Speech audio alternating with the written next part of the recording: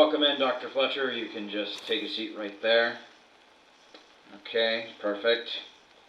So before we get in with the actual psychological evaluation, we've got a few basic questions to calibrate the polygraph on. Could you please state your name for the record, please?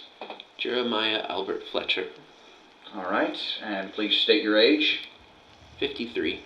Polygraph is saying was a lie. Really? You're supposed to tell the truth for these questions. These are just the basic ones. Please state your actual age for the record. 33. Okay. What do you do for a living? I'm a doctor. Okay. For the record, I have your medical examination results here. You don't have anything wrong with you, but I just do want to ask if you feel like you're physically able to perform this expedition.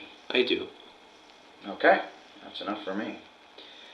For these next questions, try to answer them as fast as you can. On a scale of strongly disagree to strongly agree, I listen to authority figures in my life. Agree. I am a private person. Strongly agree. I feel like people in my life trust my judgment. Agree. Apologies, Dr. Fletcher. That one is reading as a lie as well. Are you sure about that? My patients trust me. I suppose that's all that matters. Moving on. I make mistakes constantly. Disagree. If you betray me, I will never forgive you. Strongly disagree. I often stick my nose where it doesn't belong. Strongly disagree. All right, and now for a few more personal questions. Though this is a job interview, we encourage you to be honest for your own sake. It will only help you. Why did you apply for this position? I just wanted to see more of the world, get out and travel a little bit before I go. Okay, a little bit beyond Lansing. All right. Please describe your skill set in one sentence. I'm a medical professional with experience in a wide variety of conventional and unconventional treatments for various ailments, as well as excellent training in the manufacture of necessary pharmaceuticals for my practice.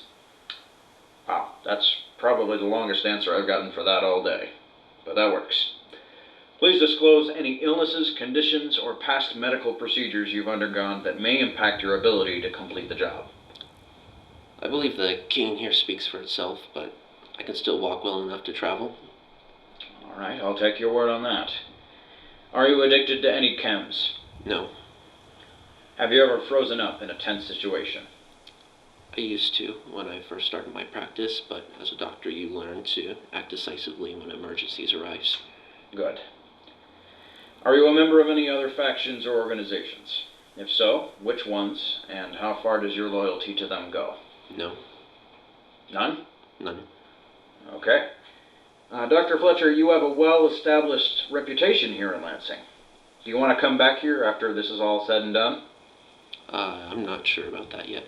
It would really depend on how circumstances were looking immediately afterwards. All right. Being in Lansing, do you have an opinion on Delroy trade lines? They've given me no reason to dislike them. Okay, neutral. Next is some more philosophical questions. You're welcome to expound on any of these as much as you'd like. So as you've said, you're a doctor. Are you a pacifist? In the strictly traditional sense of the word, I'm not. And in the untraditional sense, I would say, still I'm not. Okay. Well, with that being said, who was the last person you killed? A man who tried to jump me downtown. I was traveling out to visit a patient, and I presume he wanted to rob me, or I don't know. Okay. Good to know you can handle yourself, at least. Have you ever felt remorse for killing someone? Yes. I'm a doctor. I've been sworn to save lives. It does hurt and eat at your conscience even when it's justified. Okay. What moral lines would you never cross? Well, killing innocent people for one. I would say I also would never prescribe chems or any other kind of medication for people that don't have a legitimate medical need for them. Good to know. Would any of your past actions or allegiances negatively impact your ability to represent the company in the surrounding communities? No. Do you have any racial, regional, or faction biases that may hinder your ability to do business with certain groups of paying customers? No. Can you be bought or bribed? No. Valentine down the street can testify to that. Okay, I'd like to state for the record that Valentine is a local drug dealer here in Lansing. I'd like to describe him as infamous, but that word gives him too much credit. Okay, next question. Where do you see yourself in 5 years? What are your long-term goals? Long term? In this world, you can't really think that far ahead. I'm just trying to get by to next week. Okay. Finally, some hypothetical scenarios built for interviewing DTL employees. There's no right answer to these, but there are wrong ones.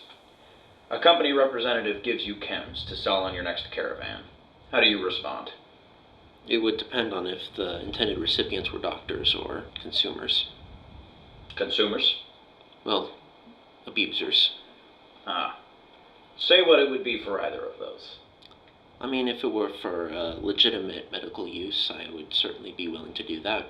If not, well, I would tell the company employee to go find themselves another pack mule. All right. A raider band kidnaps a fellow company representative and asks for a hefty ransom. How do you respond? I would negotiate to secure his release if possible, if not, at the very least, to buy time for a rescue attempt to be launched. Okay. Say while traveling you encounter two non-raider groups in a firefight. It's not clear who started it or what the source of the conflict is. How do you respond?